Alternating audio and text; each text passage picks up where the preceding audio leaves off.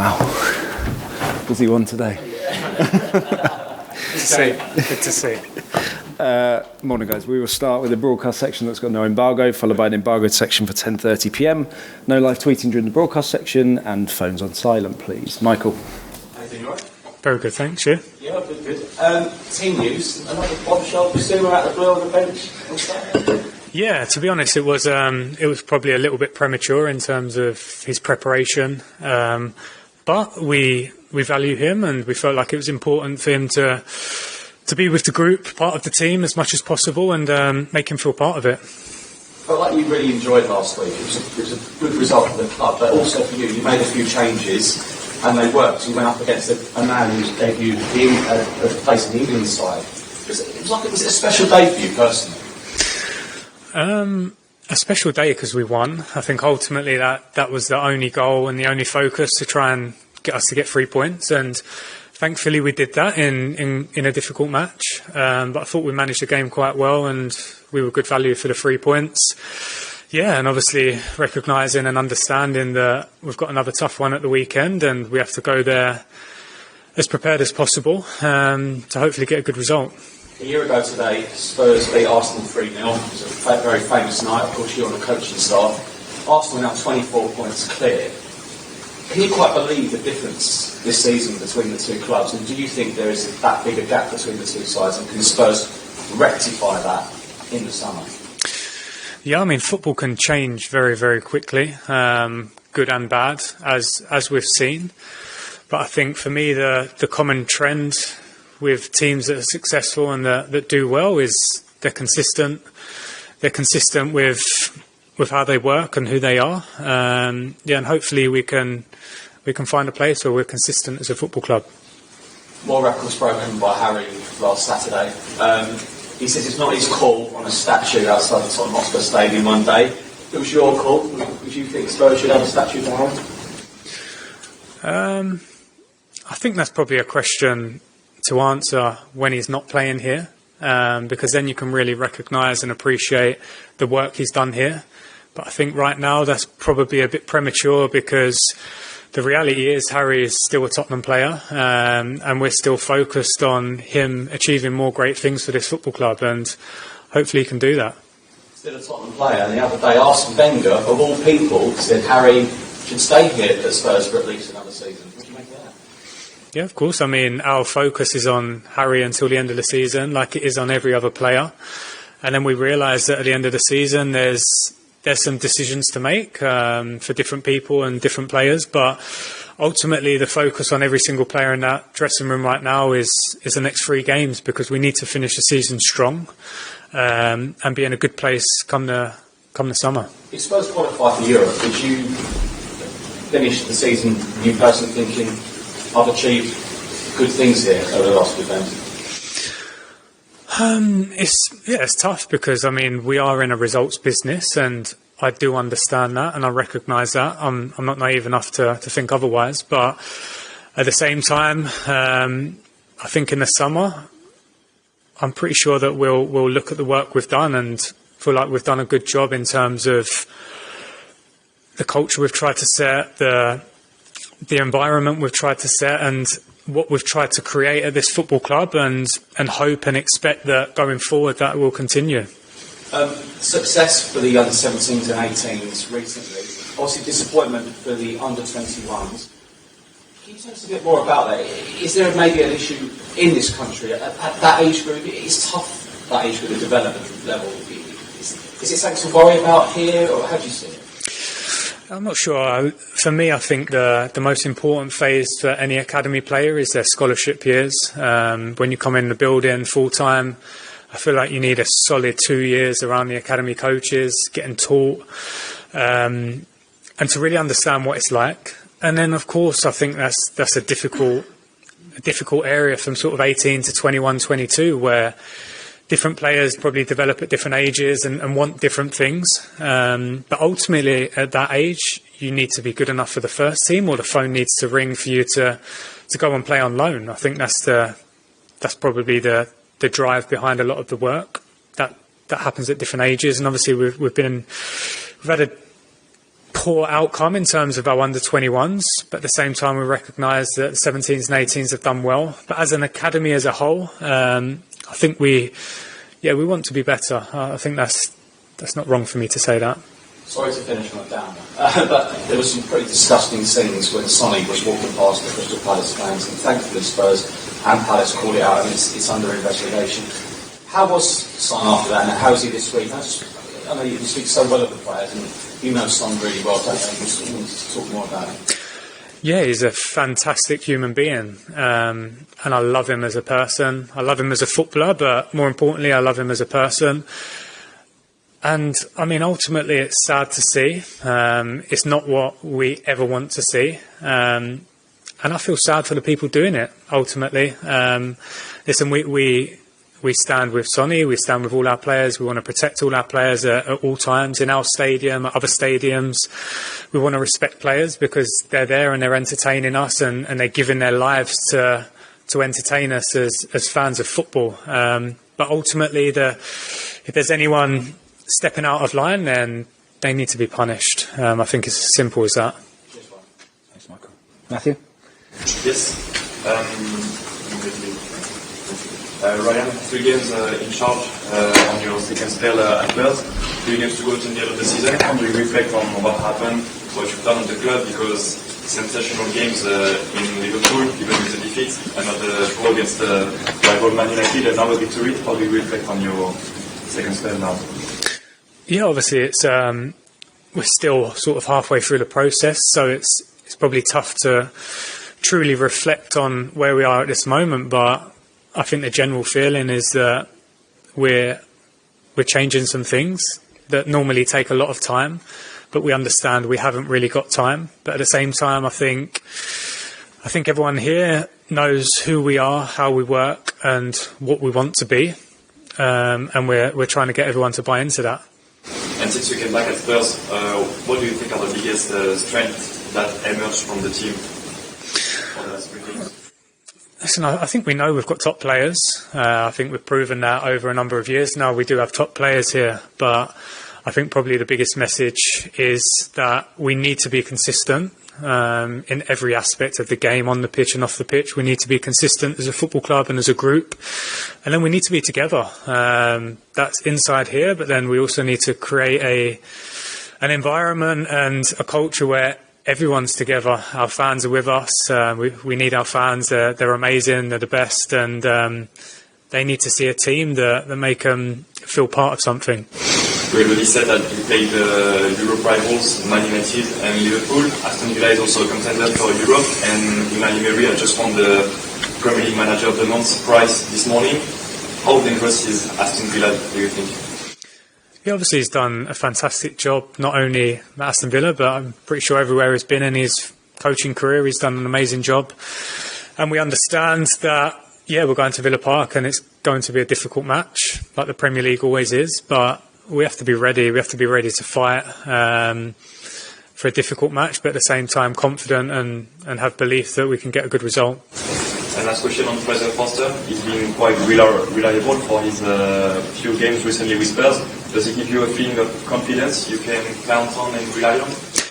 Yeah, obviously, I think when you're at a top club like we are, you need 2 top keepers, and we do have 2 top keepers, and we've needed both of them this season for different reasons.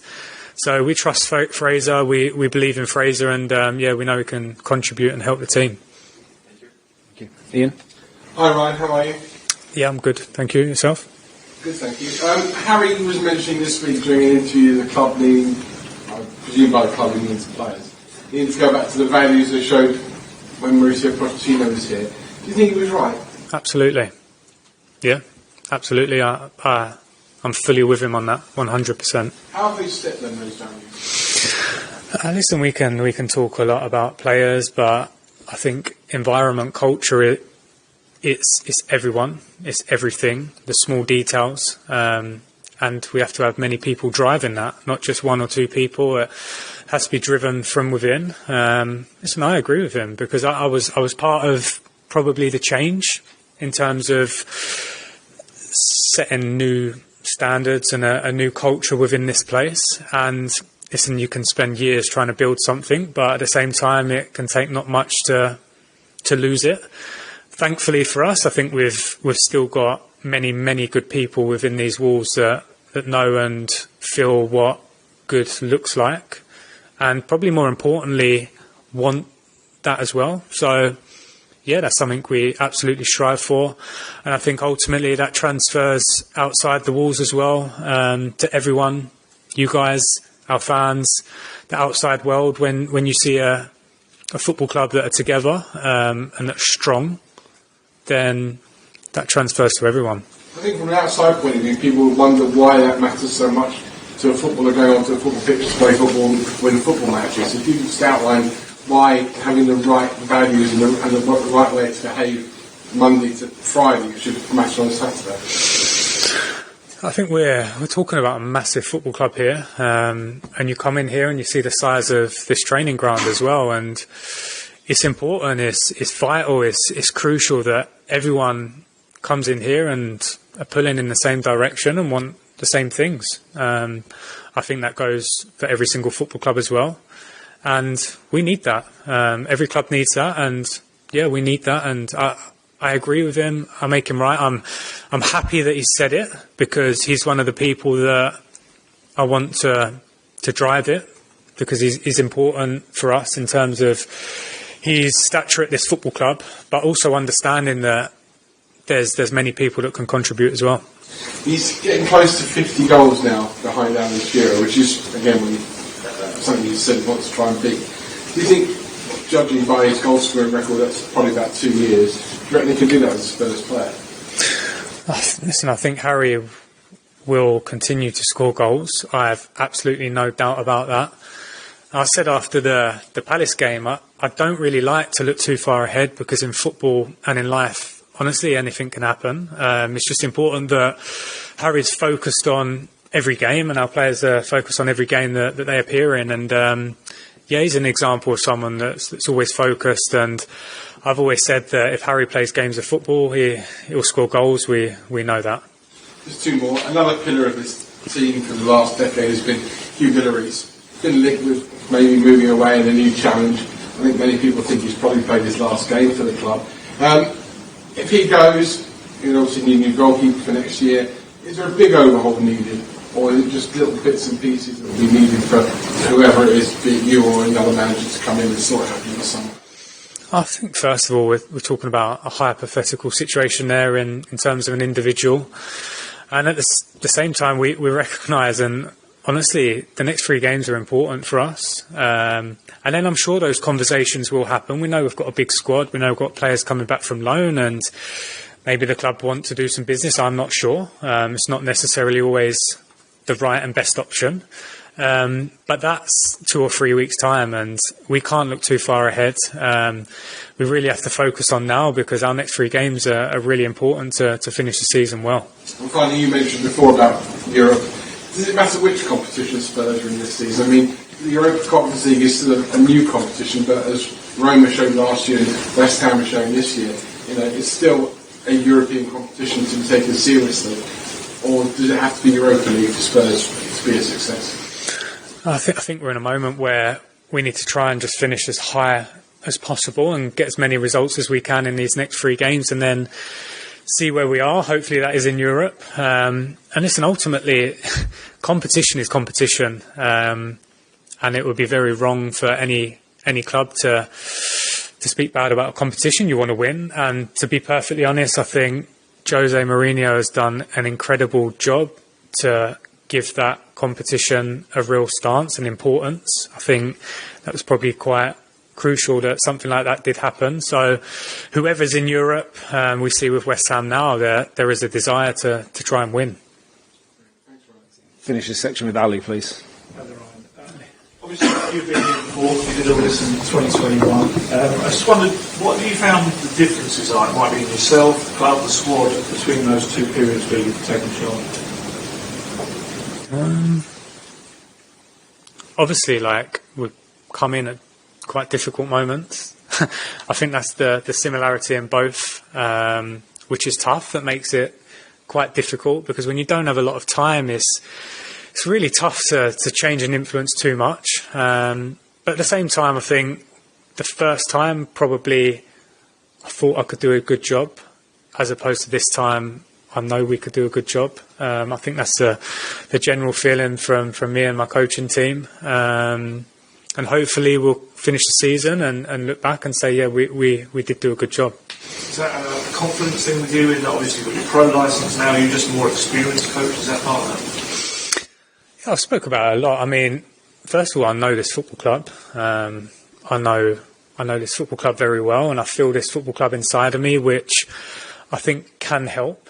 But ultimately, I hear a lot of people, I mean, naturally, will say about age and stuff like this, but honestly, it really feels irrelevant. It feels irrelevant because in football, it does not matter how many years you've had in the game, how much experience you've had. You're being judged every single day, every single game. You're being judged. That's the nature of football. So it really doesn't matter to me how old I am, how many years I've been coaching. I feel ready to help the team and help the football club, and that's probably the most important thing. Just tying into that, a lot of the players in the last few weeks have been kind of really pushing your claims as well to be the next permanent boss. How does it make you feel to hear these players responding so well to you?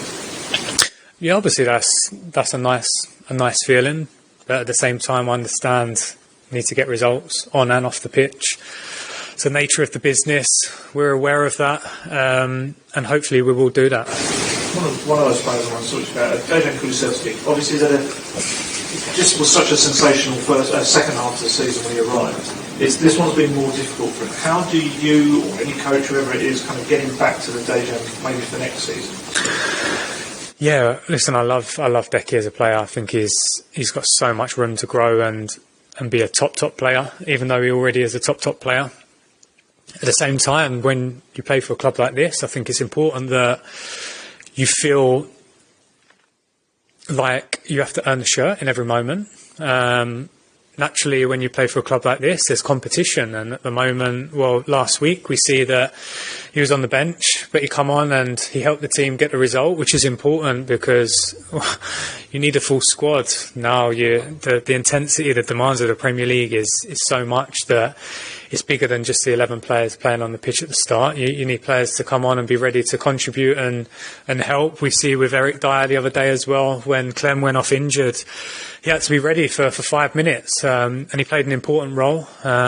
So that's the message to all of our players, that we value all of them. They've all got an important role to play, albeit for 3 games towards the end of the season. But I think going forward as well, that's a big message. In some talk back in Italy that maybe Decky might return to Juventus, might not be here next season. Do you think there's any doubt that Spurs will make that permanent deal?